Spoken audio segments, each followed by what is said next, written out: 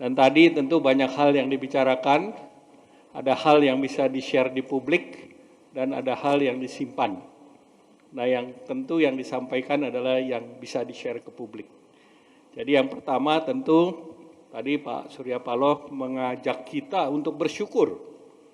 Bersyukur karena dalam 3 tahun terakhir dalam rangka menghadapi ketidakpastian yang kita sering sebut sebagai menghadapi the unknown dan unknown, kita tidak tahu terkait dengan COVID, caranya bagaimana, dan juga terkait dengan menghadapi tekanan perekonomian dalam 3 tahun. Alhamdulillah dengan modal pokok stabilitas politik dari partai pendukung Bapak Presiden Joko Widodo, termasuk di sini Partai Golkar dan Partai Nasdem. Nah, kita bisa melampaui badai. Nah, kita sekarang memasuki badai berikut, yaitu ketidakpastian. Kita tahu, tapi kita tahu ada ketidakpastian. Nah, ini juga masuk di dalam tahun politik, tetapi kita bersepakat bahwa partai politik pendukung Bapak Presiden harus tetap solid. Karena ini adalah momentum yang nggak boleh kita lepaskan.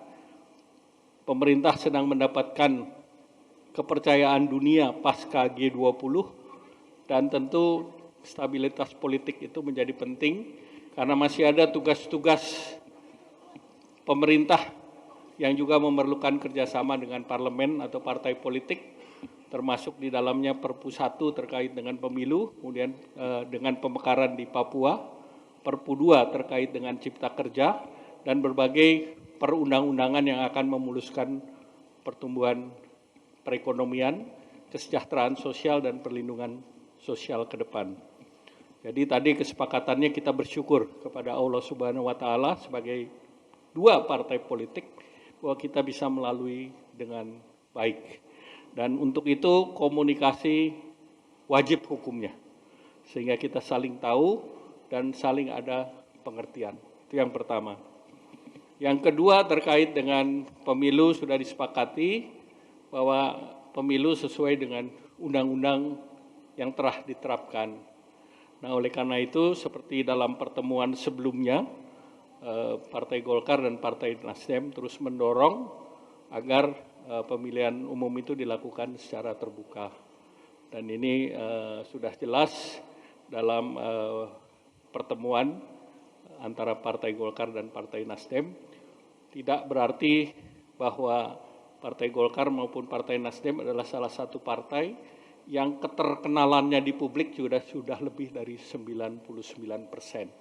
Jadi tentu ini juga menjadi catatan juga, karena juga dulu pada waktu Pak Surya Paloh menjadi Ketua Dewan Pertimbangan Partai Golkar, ini sudah pernah dibahas. Dan pada waktu itu Ketua Umum Partai Golkarnya adalah Pak Yusuf Kalla. Dan kesimpulannya pada waktu itu pemilihan umum secara terbuka. Dan itu sudah kita jalani dalam berbagai. Kemudian yang ketiga tentu kunjungan ini adalah kunjungan balasan. Karena saya beberapa waktu yang lalu meninjau kantor Nasdem yang luar biasa.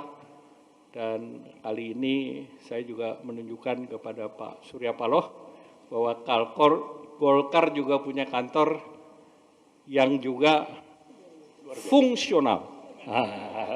Saya katakan fungsional, kalau biasa dan luar biasa tergantung Pak Surya Paloh yang memang seleranya tinggi. Nah, kemudian tentu beliau kami sambut homecoming, pulang ke rumah, dan Partai Golkar partai yang terbuka, dan tentu tangan kami terbuka juga dengan Partai Nasdem dan Pak Surya Paloh. Nah, tentu saya berterima kasih kepada teman-teman dari Nasdem yang mendampingi Pak Surya Paloh, mulai dari Pak Sekjen, kemudian Pak Ketua, Wakil Ketua DPR dan Wakil Ketua MPR, dan beserta seluruh jajarannya. Dan alhamdulillah Rabopon ini mudah-mudahan membawa berkah untuk kehidupan kebangsaan ke depan. Dan selanjutnya kami persilakan Pak Surya Paloh.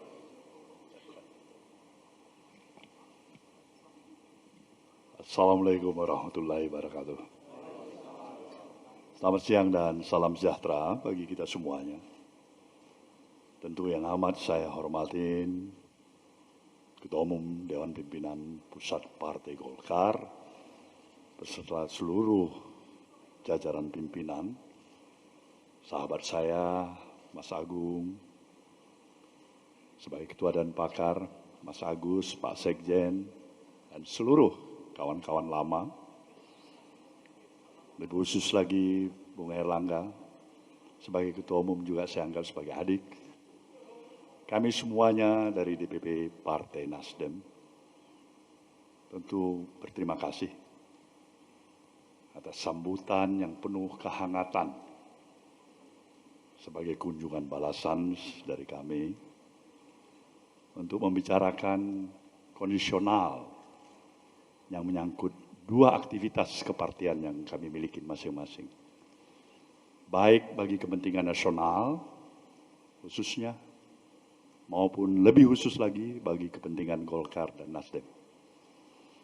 Hal-hal inilah yang tadi telah diutarakan oleh Saudara Ketua Umum Bung Erlangga Hartarto. Tiga hal tersebut adalah merupakan satu hal yang amat sangat merupakan kesepakatan dari hasil pertemuan kami siang hari ini, yang kami rasa bukan karena situasional semata-mata, tapi karena ada kesadaran penuh.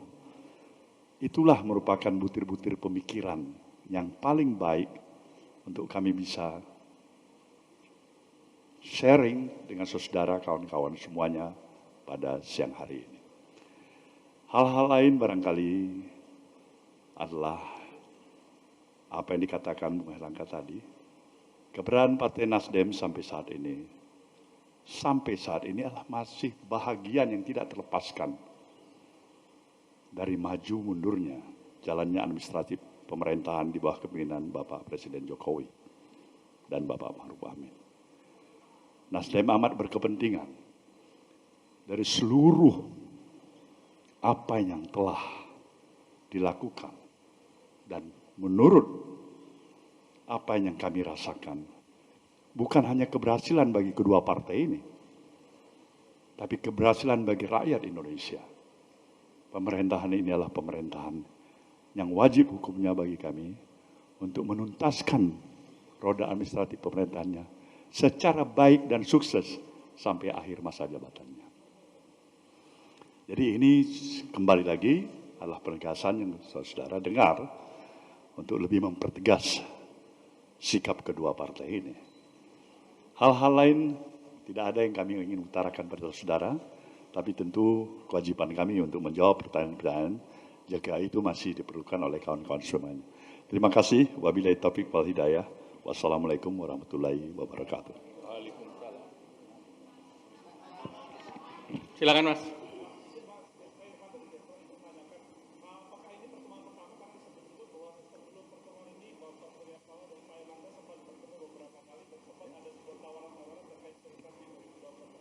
Jadi pertemuan dengan Pak Surya Paloh dan Nasdem ini bukan pertemuan pertama. Kita sudah berkali-kali secara resmi saya sudah membawa delegasi ke kantornya Nasdem dan sekarang kunjungan balasan.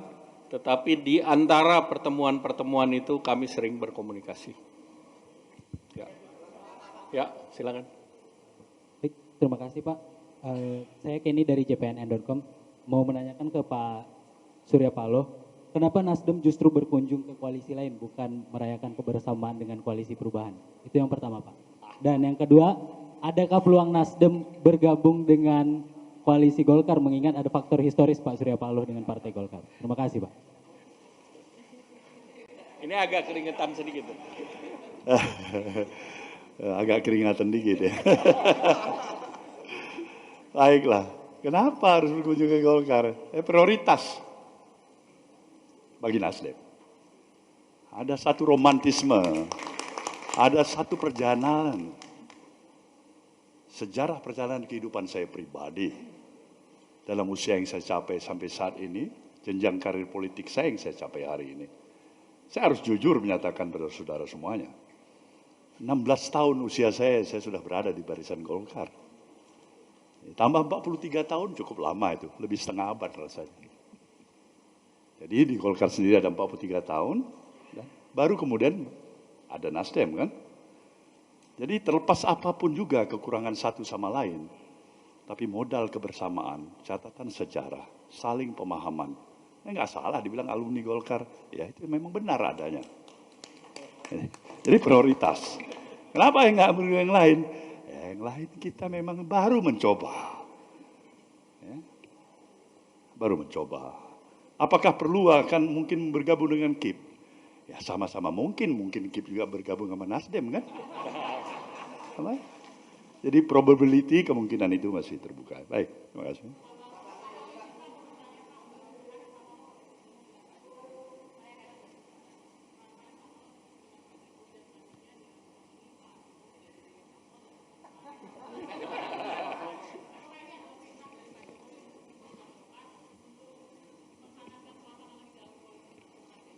Ya, dalam suasana menjelang pemilu memang multi tafsir bisa terjadi di mana saja, kapan saja, oleh siapa saja.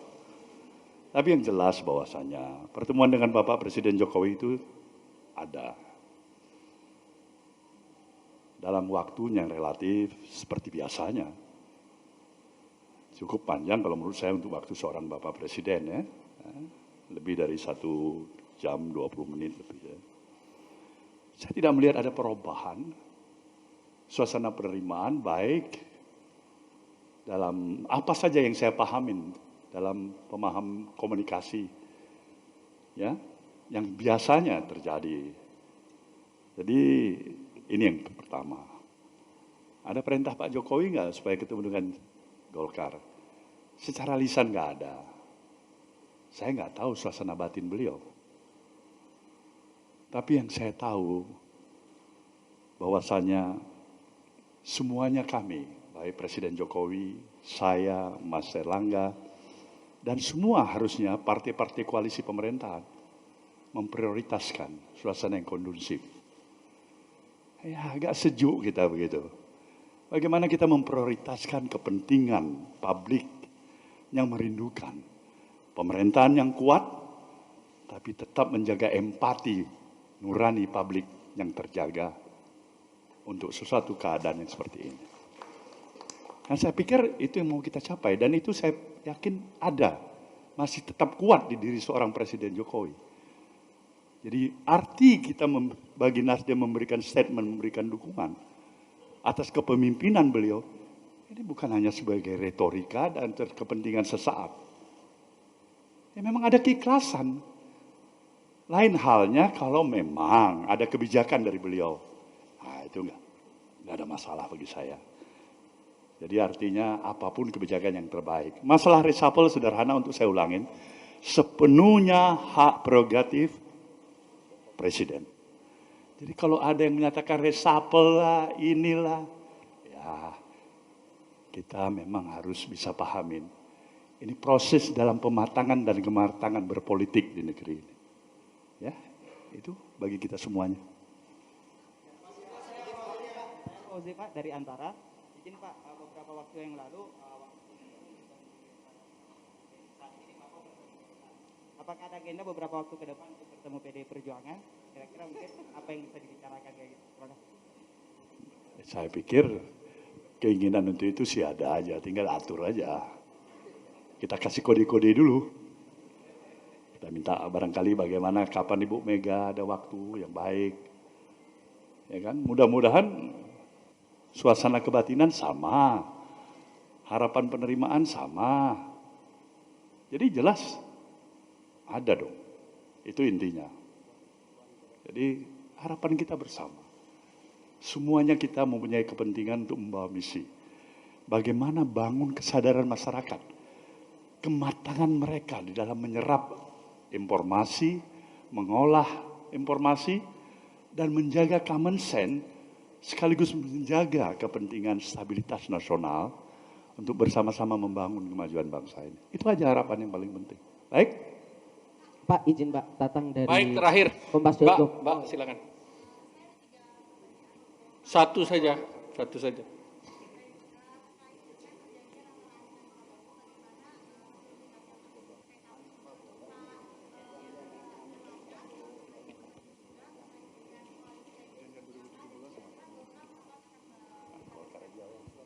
Pertama, KIB tentunya terus kita berkomunikasi seperti tadi disampaikan Pak Surya Paloh, Ketua Umum Nasdem, sama-sama terbuka dan sama-sama menghargai langkah yang diambil oleh Partai Nasdem maupun Partai Golkar.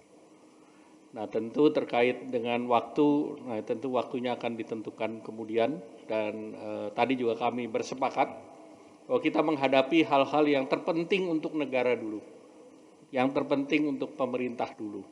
Ya, artinya supaya pemerintah ini stabil dan koalisi pendukung Pak Presiden ini solid dan juga suasananya kondusif. Nah, itu yang menjadi prioritas. Yang lain tentu ada periodenya, dan periodenya sudah jelas. Dan tentunya ini yang menjadi hal yang kita bicarakan, dan ke depan komunikasi akan berjalan terus secara lancar. Baik, terima kasih. Wassalamualaikum warahmatullahi wabarakatuh.